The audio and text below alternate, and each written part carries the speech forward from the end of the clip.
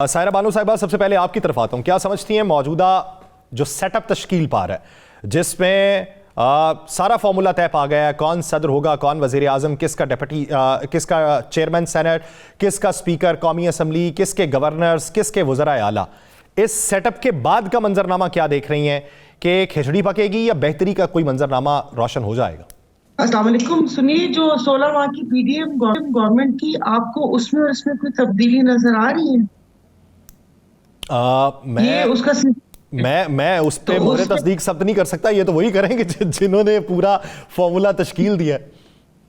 तो ये पीडीएम का सीजन 2 ही है, और जो उस वक्त भानुमति के कुंबे ने जो काम किए थे वो मेरे ख्याल में अभी भी उसी किस्म के काम होंगे। मुझे तो कोई उम्मीद रखनी चाहिए, लेकिन जिस किस्म का उससे पहले ये हो चुका है, तो हमारा जो इस वक्त झगड़ा है वो इसी उस पे है कि जो हमारी आने वाली नस्लों, खासकर जो अभी नौजवान नस्ल है, उससे उम्मीद छीन ली गई है। कौम बहुत मायूस है। तो मैं नहीं समझती कि ये कैसे आएगी बेहतरी। कोई मुझे भी ये फार्मूला समझा दे। इसलिए कि जिस वक्त पहले थे तो पीपल्स पार्टी ने कहा कि अगर हमारे बिलावल साहब वजीर आजम होते तो हालात मुख्तलिफ होते, और शहबाज शरीफ वालों ने कहा कि अगर मियाँ साहब होते तो वो जो फार्मूला है ना वो उनके पास ही है। पता नहीं वो फार्मूला अपने भाई को क्यों नहीं बता रहे कि वो भी मुल्क की तरक्की में अपना कोई नाम रोशन कर सके। क्योंकि वो तो एक पुल बनाने का क्रेडिट हो, या IMF से कर्जा लेने का क्रेडिट हो, या ग्रीन इनिशिएटिव हो, या कोई भी काम हो, उन्होंने उसका क्रेडिट हमारी पाक अफवाज को दिया है। उनमें तो अब मैं ऐसा लफ्ज क्या इस्तेमाल करूं, मतलब कहते हैं सिंधी में कि इतनी सह भी नहीं थी कि वो क्रेडिट खुद ले सकते हैं। तो मुझे तो ऐसा नजर नहीं आता। यानी आप ये समझती हैं कि नुस्खा कीमिया जो बड़े मियाँ साहब के पास है वो छोटे मियाँ साहब को वो तफवीज भी नहीं करना चाहते, तो जिसकी वजह से हाँ।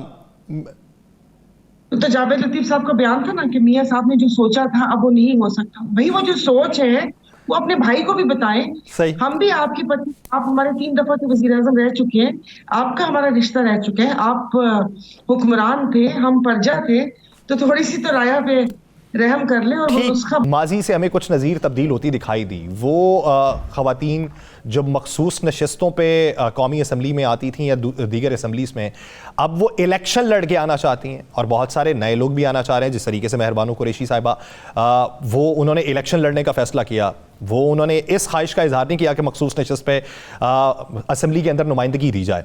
ये जो ट्रेंड तब्दीली है, इस ट्रेंड तब्दीली में आप क्या समझती हैं कि जब अवाम में जाके सियासत करना पड़ती है तो वो असेंबली की सियासत से किस हद तक मुख्तलिफ है? किस हद तक मुख्तलिफ होती है? मैं अगर अपनी बात करूं तो मैं पहले भी जिस वक्त असेंबली में थी तो वो जो मेरा जो कहते ना कि मौजू होता था बात करने का, वो अवाम ही होती थी। और जिस वक्त मैं अवाम में गई, सबसे पहले तो शुक्रिया वहाँ की अवाम का कि बहुत पजीराई मिली, और लोग बहुत खुश हुए कि आपने हमारे बारे में बात की। बाकी ये कि अच्छा लगता है कि वो जो बाज बातें जो आप सिर्फ वो कहते हैं ना कि कुछ अखबार से जो खबरें आपको मिलती हैं या बाकी चीजें वो मिलती हैं, वो हकायक जाकर अपने आंखों से सामने देखें। और बहुत सारी चीजों पे मतलब जैसे मैं थी तो जो इलेक्टेड मेंबरान जिस किस्म की बात करते थे, तो सच में उस वक्त समझ नहीं आती थी कि क्या है, हर वक्त बस एक ही बात करते रहते हैं। लेकिन वहां पर जाकर मुझे पता चला कि जिस वक्त आप हल्के की सियासत करते हैं तो फिर जो प्रायोरिटीज होती है ना, तो वो आपका हल्का ही होता है, और वो फिर एक बड़ा अच्छा सा ताल्लुक बनता है आपका अवाम के साथ, आप जुड़ जाते हैं। ऐसे ही कुछ फील वो हुआ। और तो आपने खवातीन का कहा, ये तो ज़ाहिर रूल पे है कि भाई खवातीन 5% जो उसमें है कि उनको भी इलेक्शन ये जो कॉन्टेस्ट करना है। लेकिन ये पार्टीज होती हैं, आपको पता है कि मर्दों की इजारादारी पार्टी में ज्यादा। मैं अपनी पार्टी की बात नहीं कर रही, जो आसपास पार्टीज है जिनसे मैंने पूछा था, तो उनका यही गिला होता था कि अगर तो ये टिकट्स ही देते, और अगर देते हैं तो ऐसे हारे हुए हलकों पे टिकट्स दे देते हैं कि जिसको पता चलता है कि हाँ खवातीन ने हार ही जाना है। लेकिन ये अच्छा ट्रेंड है अगर हम शुरू से खवातीन का किरदार देखें। अगर बहुत ज्यादा मैं तो बहान नहीं, जहाँ से खदीजा से देखें, उसके बाद की जो खवातीन है, फिर सबसे बड़ी बात हज़रत फातिमा जिन्ना, उनका किरदार आप देखें, और उसके बाद हमारी मोहतरमा बेनज़ीर भुट्टो साहिबा देखें, तो खवातीन का तो किरदार था बेगम राना लियाकत अली। मैं तरतीब कुछ आगे पीछे कर रही हूँ, ये सब है। तो खवातीन का किरदार है, और हमारी डॉक्टर फहमीदा मिर्जा पहली वो स्पीकर थी नेशनल असेंबली की, तो होना चाहिए। सायरा बानो साहिबा, आप क्या समझती हैं ऐसे हालात में जब पाकिस्तान मौशकी तौर पे गिरदाब के अंदर फंसा हुआ है, पहिए को आगे चलाना है लेकिन पहिया स्टक है और आगे चलाने के लिए बहुत जोर की भी जरूरत है, मजमूई तौर पे जोर तो लगा रहे हैं लेकिन हुकूमती बेंचेस में बैठना आसानी है या सूट करता है अपोजिशन बेंच में बैठ के अवामी राय की तर्जुमानी करते रहना?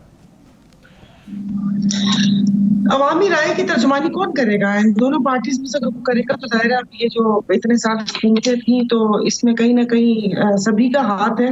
सबसे बड़ी बात तो देखिए, IPP से अपना पीछा नहीं छुड़वा सकते। जो मेरी बात बीच में कट गई थी कि जो एक सर्कुलर डेप्ट है उस पे जिस तरीके से वो बढ़ता जा रहा है और वो उसका बोझ अवाम के ऊपर है, इस चीज से तो ये दोनों पार्टीज भाग नहीं सकती ना, इसका कोई जवाब नहीं है। तो मैं क्या कह सकती हूँ कि अगर ओपोजिशन में भी बैठे तो अभी फिलहाल तो इन सबको यकजा होकर एक हुकूमत में बैठना ही सूट करता है, अलग अलग तो नहीं वो अच्छा होगा। सायरा बानो साहिबा, ये बताइए आपको मौलाना कहाँ बैठे हुए दिखाई देते हैं?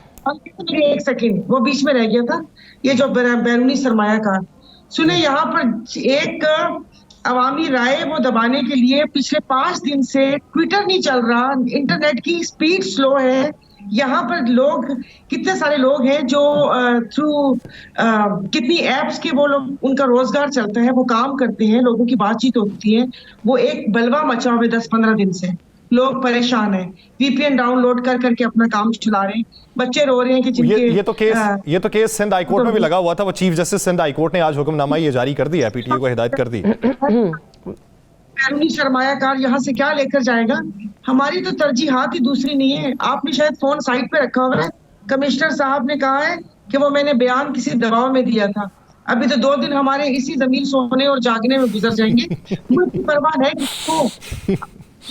की परवाह है? हम तो जमीर जगाने और सुलाने में लगे हैं, हमारा ये वो है क्या होगा और क्या नहीं होगा। सायरा बानो साहिबा, किस तरीके के फैसलों की उम्मीद है और किस तरीके के फैसले होने चाहिए? क्योंकि अवाम जो है उनको तो कहीं से भी रिलीफ मिले तो वो तो उसके इम्कानात में बैठे होते हैं ना। अवाम जिस हद तक तजब्जुब और मखमसे का शिकार हो चुके हैं, उन्हें तो मालूम ही नहीं पता कि रिलीफ किस बला का नाम है, ये किस चिड़िया का नाम है, ये कहाँ पे कैद है और कौन इसको छुड़वा के लाएगा। जी बिल्कुल सही कह रहे हैं, मुश्किल फैसले लेने पड़ेंगे और वो जो कहते हैं ना कि जो तब्दीली या जो इस मुश्किल फैसले का वो आगाज हमारे जो हुक्मरान हैं उनको अपने घर से करना पड़ेगा। लास्ट टाइम सुना था कि जी वो काबीना के बहुत सारे लोग तनख्वाह नहीं ले रहे और कुछ इस किस्म की बातें सुनी थी। ये सिर्फ ऐसे हवाई बातें ना हो, इस पे जो मेरा सेंस है और जो हर जगह तकरीबन बात भी की है, इससे ये देखिए जो मराद है ना, सबसे पहले तो इसको खत्म करना चाहिए। और इसको मतलब ये जो लाखों की पेंशन हैं, मैंने तो 15-15 लाख पेंशन भी सुनी है, और जो फ्री बिजली के यूनिट्स सुने हैं, और जो स्पीकर आता है वो आप यकीन नहीं करें कि 400 to 500 अपने इलाके के लोग उनको वहां पर जॉब दे देते हैं। तो आप मुझे बताइए कि आप जो स्पीकर की लिस्ट उठाकर देख लें, 500-500 बंदा उनके इलाके का वहां पर असेंबली में है, तो क्या ये खजाने पर बोझ नहीं है? सबसे पहले इसके ऊपर तनख्वाह लगनी चाहिए। ये जो गाड़ियां, ये मकान, ये जो मोनेटाइजेशन के जो बाबू लोग फ्यूल कार्ड नहीं लेते, उनको मोनेटाइज के लिए जो पैसे मिलते हैं, इतनी ज्यादा पेंशन है, इसके ऊपर भी वो जो एक आम आदमी की तनख्वाह या वो है वो होनी चाहिए, और उनका म्यारे जिंदगी वो बेहतर होना चाहिए। और उससे पहले बात चल रही थी जो आप कुछ कार्ड्स की कर रहे थे, मुझे सिर्फ 1-2 मिनट दे दे तो मैं जो भी कार्ड्स है ना, मैं इन सब कार्ड्स के खिलाफ हूँ। पहले तो मैं खुद उसकी चेयरपर्सन रही हूँ कि 3000 महीना देने से कौन सी ऐसी फैमिली है जिसका जो म्यारे जिंदगी बेहतर हुआ है? 3000 से किसी में क्या तब्दीली आ सकती है? उससे बेहतर कि आप इंसान लोगों को रोजगार दें, उनको हुनरमंद बनाएं, बच्चों को तालीम की तरफ रागिब करें, कुछ ऐसा आप करें कि जो सिर्फ 1 मिनट का है कि जो शादी की इस्तात नहीं रखता, हुकूमती सतह पर उसकी मदद हो, ताकि ये जो बेराहवी है माशरे में वो खत्म हो। और सबसे बड़ी बात जो हुकूमतें इस पर तवज्जो नहीं देती, जो आबादी हमारी वो कहते हैं ना कि बढ़ती जा रही है, कि आपसे और हम बात करते करते में 10 बच्चों का इजाफा हो चुका होगा दुनिया में, इसके ऊपर कुछ करें, इस पे लोगों को इस तरफ लेकर आए कि जो इसके 2 बच्चे या 3 बच्चे जो भी एक वो सेट करते हैं कि उसको हुकूमत की तरफ काम मिलेगा। ये चीजें ऐसी होनी चाहिए।